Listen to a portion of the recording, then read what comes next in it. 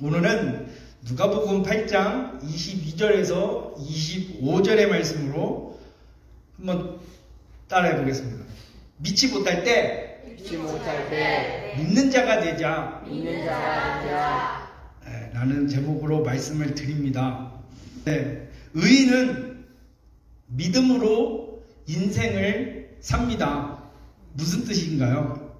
모든 것을 믿음으로 생각하며 믿음으로 행동하고 믿음으로 사는 것을 말합니다. 그런데 요즘처럼 모든 것이 어려울 때는 믿음으로 살기가 매우 어렵다고 말하죠. 그러나 사람 편에서 절망적인 상황을 당할 때 하나님 편에서는 구원을 베푸는 좋은 기회가 되는 것입니다. 그래서 인간의 끝은 하나님의 시작입니다. 인생에서 늘 발견되는 것은 어려운 문제가 생기지 않으면 하나님의 기적이 나타나지 않습니다. 문제가 심각한가요? 하나님의 역사가 나타나고 기적이 일어나는 것입니다.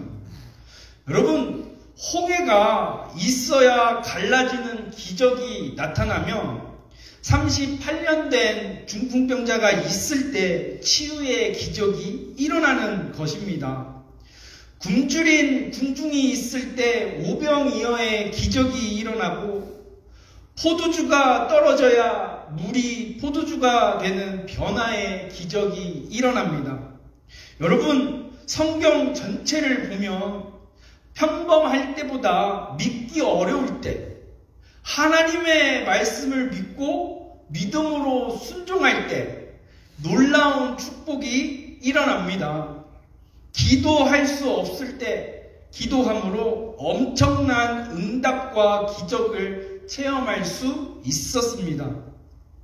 그러므로 우리는 사람의 형편과 생각대로 변하는 믿음이 아니라 하나님의 말씀대로 믿을 수 있어야 합니다.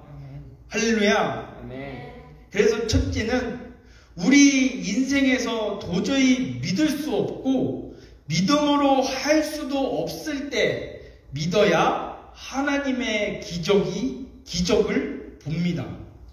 우리의 신앙생활을 살펴보시기를 바랍니다. 그리고 성경을 자세히 보면 도저히 믿을 수 없을 때, 믿지 못할 때 믿음의 자세를 취하고 믿으면 하나님의 구원의 역사와 기적이 나타나는 것입니다. 오늘 본문을 보면 제자들이 예수님과 함께 배를 타고 호수를 건널 때 예수님은 잠이 들어 계셨습니다. 하필이면 그때 광풍, 즉 거센 바람이 일어나서 배에 물이 가득하게 들어오고 배가 뒤집힐 만큼 위급한 상황이 발생하죠. 금방이면 배가 뒤집혀 죽을 것 같이 되었는데 우리 예수님은 잠을 잘 주무시고 계십니다. 우리 예수님은 어디서든지 어느 상황이시든지 잘 주무시는 주님이십니다. 아닌가요? 이 정도면 일어나야 나시겠지. 제자들도 기다린 거예요. 물이 들어오고 있어요. 이미 바람이 불고 출렁출렁일 때면 제자들은 이미 좀 이거 위태한 것 같은데 주님을 깨울까 말까 기다리죠. 이 정도면 일어나시겠지. 물이 이제 막 들어옵니다. 이렇게 배에 물이 들어옵니다. 제자들은 이쯤이면 일어나겠지. 그런데도 안 일어나십니다. 죽을 지경에 이를 즈음 제자들이 예수님을 깨우면서 24절에 뭐라 그러죠? 주여 우리가 죽겠나이다.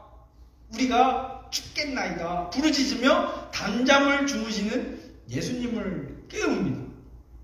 제자들의 비명 소리에 예수님께서 깨어 일어나셔서 바람과 물결을 꾸짖으시니까 호수가 언제 그랬냐던 듯 잔잔해지고 고요해지는 역사가 일어납니다. 그리고 예수님께서 제자들에게 뭐라고 말씀하시나요? 25절에 너희 믿음이 어디 있느냐고 꾸짖듯이 말씀하십니다. 여러분, 예수님께서 함께 타신 배가 뒤집힐까요? 만물을 창조하시고 다스리시는 분이신데 광풍, 태풍이 불어온들 예수님께서 타신 배를 침몰시킬까요? 그런데 제자들을 믿음이 없어서 죽을까봐 두려워서 벌벌 떨었습니다. 그만큼 긴급한 상황이었다는 것입니다. 우리가 믿기 어려울 때 더욱 믿어야 하는 것입니다. 예수님께서 야이로의 딸을 살릴 때도 절망과 공포에 쌓인 무리들에게 두려워 말고 믿기만 하라, 그리하면 딸이 구원을 얻으리라고 본문 뒤에 나오는 누가복음 8장 50절에 말씀하고 있습니다. 우리 한번 같이 읽어볼까요? 시작! 예수께서 들으시고 이르시되 두려워하지 말고 믿기만 하라, 그리하면 딸이 구원을 얻으리라 하시고. 아멘. 여러분, 오늘날도 우리가 환난을 당하거나 위급한 일을 당할 때, 해결할 수 없는 문제를 만나 고민할 때 두려워 말고 믿기만 하라는 예수님의 음성을 들어야 하겠습니다. 아멘. 믿음이 흔들릴 수밖에 없는 위급하고 위태한 일을 당할 때 더욱더 적극적으로 믿어야 놀라운 역사가 그리고 기적이 일어납니다. 오늘날 우리의 정치 현실, 경제 현실이 어렵습니다. 여러분, 두려워 말고 문제를 바라보지 말고 하나님을 바라보시기 바랍니다. 하나님의 살아계심을 믿고 약속하신 것을 믿고 믿음으로 생각하고 믿음으로 행동하시기를 바랍니다. 반드시 더 좋은 일이 일어나도록 하나님께서 준비하고 계십니다. 하나님의 사람에게는 반드시 합력하여 선을 이루게 하십니다. 믿음으로 생각하시고 믿음으로 행동하시고 믿음으로 말하시고 하나님의 역사를 믿으시기를 바랍니다. 반드시 기적으로 복을 주실 것입니다. 두 번째는 도저히 순종할 수 없을 때 하나님의 뜻에 순종해야 합니다. 누구나 순종할 수 없는 것은 순종하기도 쉽고, 그러니까 누구나 순종할 수 있는 것은 순종하기도 쉽고 별 큰 기적과 축복도 기대할 수 없습니다. 그러나 도무지 순종할 수 없을 때 하나님의 말씀대로 순종하면 놀라운 축복을 받을 수 있습니다. 베드로 사도를 보겠습니다. 밤새도록 물고기를 잡으려고 힘쓰고 애써 보지만 한 마리도 못 잡았습니다. 예수님의 말씀은 깊은 데로 가서 그물을 던져라 하십니다. 어떤 면으로 보나 물고기 잡는 어부 출신인 이 잔뼈가 굵은 이 베드로서는 도무지 그 말씀대로 따를 수가 없었습니다만 자기의 경험이나 고집을 다 버리고 주님의 말씀에 순종했더니 그물이 찢어지도록 한 배에 다 채울 수 없을 정도로 많은 물고기를 잡지 않았습니까?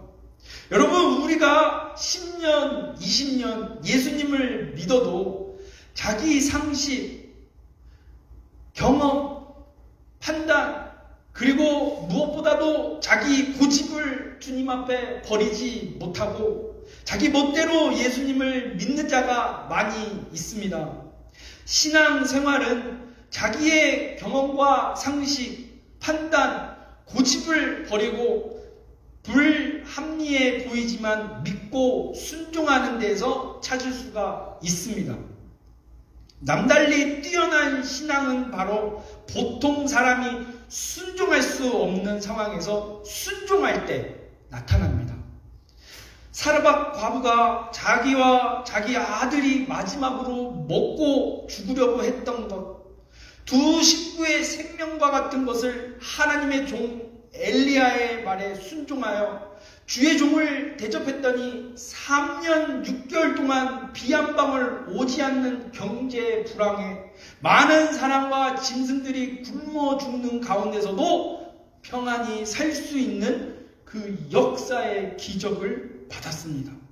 주일 예배를 할 수 없을 때 주일을 지키면 그날에 더 큰 은혜를 받고, 교회 나오기 어려울 때 그 시험을 이기고 교회에 나오면 더 큰 은혜와 복을 받습니다. 아멘. 감사할 수 없을 때 감사하면 더욱 놀라운 역사의 기적이 일어납니다. 아멘. 충성할 수 없을 때 충성하면 하나님께서 복을 주시고 큰 일을 맡기시고 감당할 수 있는 복을 주십니다. 사랑할 수 없을 때 사랑하면 하나님의 더 큰 사랑을 받을 수 있습니다. 세 번째입니다. 한번 따라하겠습니다. 기도할 수 없을 때 기도할 수 없을 때 기도하면 하나님께서 역사하십니다. 역사하십니다. 여러분, 다니엘의 기도를 보십시오. 보세요. 사자굴에 집어넣어 죽인다는 그 왕의 명령이 떨어졌는데도 목숨을 걸고 기도했더니 결국 사자굴에 잡혀 넣어지게 되지 않나요? 그렇게 들어가요. 그러나 하나님께서 함께 하셔서 사자들의 입을 틀어막고 잡아먹지 못하게 하셨고, 도리어 모함했던 무리들이 사자굴에 잡혀 들어가게 되는데 그들의 몸이 땅에 떨어지기 전에 사자가 갈기갈기 찢어먹습니다. 이렇게 마귀는 다니엘에게 부귀영화는 다 가지게 했지만 기도만은 못하게 했습니다. 그러나 목숨 걸고 기도하여 놀라운 응답을 받습니다. 마귀는 기도실 문에 가장 강한 군대를 배치해 놓고 이를 방해합니다.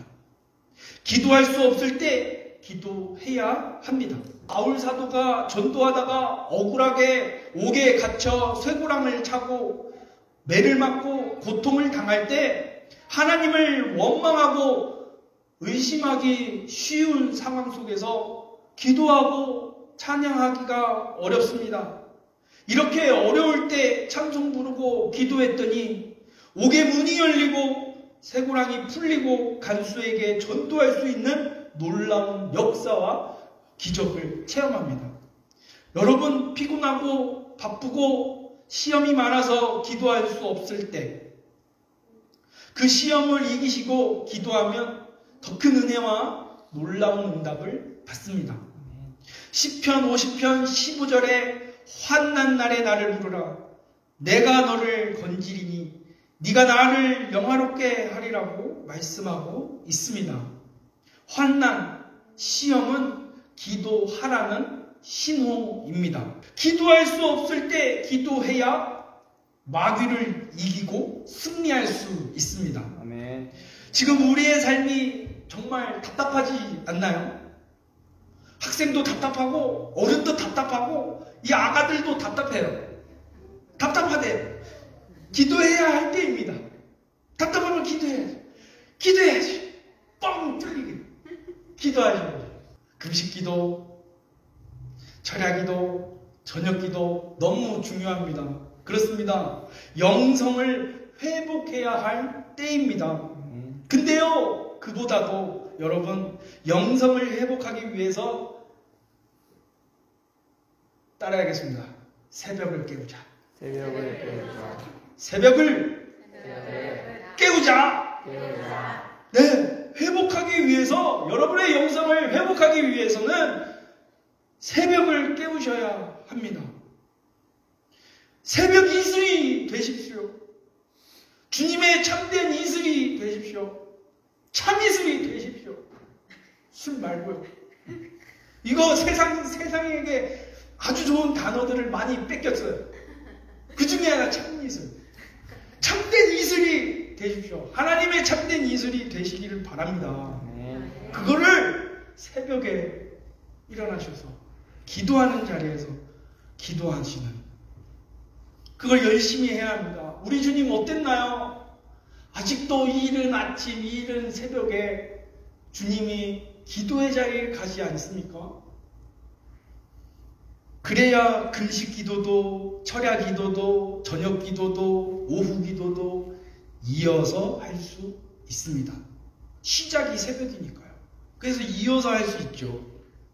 우리의 현실에 하나님의 기적이 필요할 때 아닌가요? 우리 여기 앉아 계신 모든 분들 인생 가운데 하나님의 기적이 필요하지 않나요? 필요하시면 아멘. 아멘. 아멘. 필요합니다. 하나님의 기적이 필요합니다. 말씀을 정리하고 마치겠습니다. 여러분, 불합리해 보이고 의심이 나고 믿을 수 없을 때 더욱 적극적으로 믿고, 도저히 순종할 수 없는 상황에서도 하나님께 순종하시고, 기도하기 어려울 때 한층 더 깊이 기도해야 놀라운 하나님의 역사와 기적도 체험하게 되고 큰 복을 받습니다. 우리 모두 믿을 수 없을 때 더욱 믿고, 도저히 순종할 수 없을 때 하나님께 순종하고, 기도하기 어려울 때 더욱 기도하시는 세계를 풍문교회가 되기를 주님의 이름으로 부탁드립니다. 아멘.